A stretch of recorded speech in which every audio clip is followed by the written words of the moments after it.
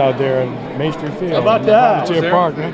You guys were out there? All right. I did the UNO games at that time. Okay. So, thanks a lot, man. Yeah, I don't. Gene had a great program. I've ran into a few guys around that were out there on the privateer side. So there you go. Just ran into Mike Metcalf, I think. He used to coach with them and stuff. Is down where I used to live. So Gene Stevenson. Yeah, Gene, Stevenson had a great program. He was the big first baseman who had a giant year for you guys.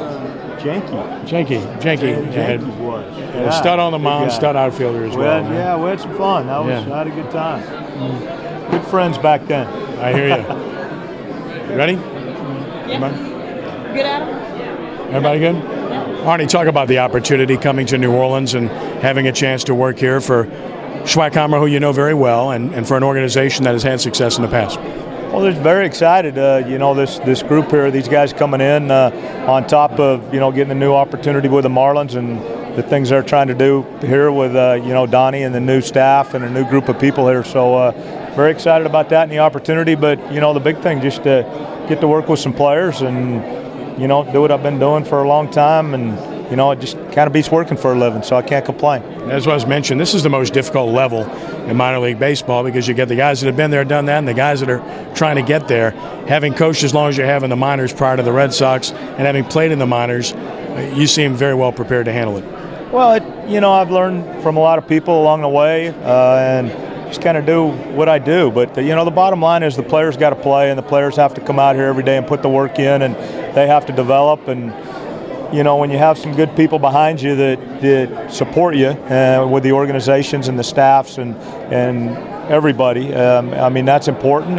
But the players have to play. So we all know that, from a coaching standpoint, we can all do whatever we do. You can be the greatest coach around, but bottom line is the players have to play and they have to come out here and put the work in and continue to develop and improve and move along and perform. So that's what it's all about. Marlins organization, perhaps an opportunity organization, a Boston very wealthy organization. Talk about the differences there. Yeah, I really haven't got into many of the differences, if there are any yet. I guess I'll find out. I'll go down in a couple days and get to see what things are like, go to the other side of the state and kind of open up a new chapter and see what happens. It should be a lot of fun. There's some few guys over there I know, not very many, and I don't know hardly any of the players. I saw we signed Breslow the other day that, I have some history with there from Boston, but it's really kind of a new book in the chapter here, so it should be fun. And you have previous experience in New Orleans dating back to 1982, right? Yeah, we came through here in college with Wichita State and played New Orleans back then on a spring break trip, had some fun. Guys all went out, broke curfew, we had a good time, so did what we were supposed to do and got in trouble. Everybody got caught, so we all had fun, and that's my memories of being here in New Orleans about 30 years ago. And now you're trying to make friends with Ron Maestri after the fact, right? There we go. That's right. Yeah, I look forward to seeing him around here. I don't remember, much of him back then, but just playing and having fun. But I know those guys sure have a great reputation around here for what they do, and they've built great programs. How about managing in a big ballpark like this? Arnie, any difference for you in that regard? Well, you manage the players you have. So, the ballpark's the ballpark. We're going to play, half the games here, but we're going to play the other half somewhere else. And throughout the course of the year and places we've been in big ballparks, small ballparks, the guys got to play. I know the Marlins ballpark was a bigger ballpark, when we went through there and played the last couple of years. So, it is what it is. We're both playing on the same field, and, hopefully we'll have some guys that are a little bit better than the guys on the other side. That's what it usually all comes down to. How about managing the whole AAA dynamic? And I know Lou referenced that a little bit. How do you handle that situation?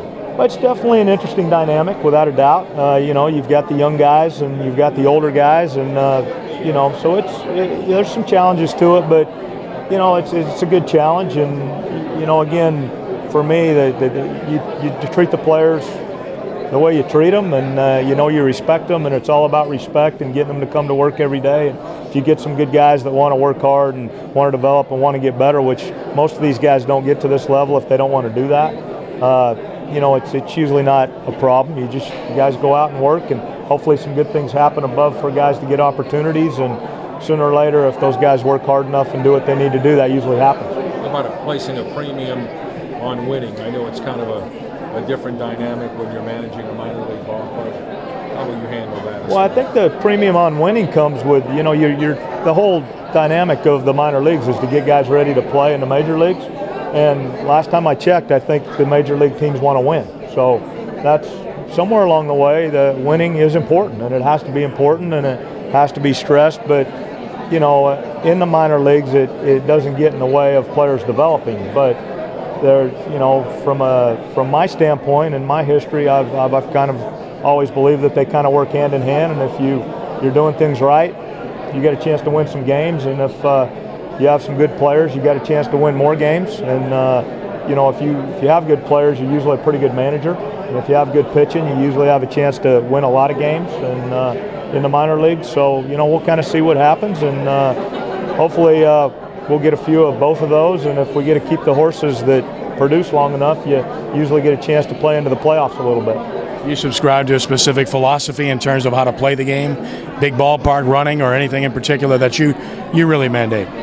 Well, I think throughout the years, I know, you know, it's more fun to win than it is to lose. And for us to do that, we got to get a few more runs than the other guys. So that's kind of the way I look at that. I try to keep it pretty simple. And again, like I said, you know, it's not like you control a lot of the players that you get in the minor leagues. So you kind of take what you're given and you try to get them better. And I've always tried to put a premium on getting guys to maybe another level or get guys moved up. And again, like I said, it's about the players. This isn't about our staff or about whatever. It's about the players getting better and them working hard and those guys moving up. It's their career. So try to stay out of their way and just let them work and be there for them. And hopefully we get some good players that continue to get better and produce and can move up and help us produce at that level, because ultimately that's what it's all about. What's your first order of business? I don't know.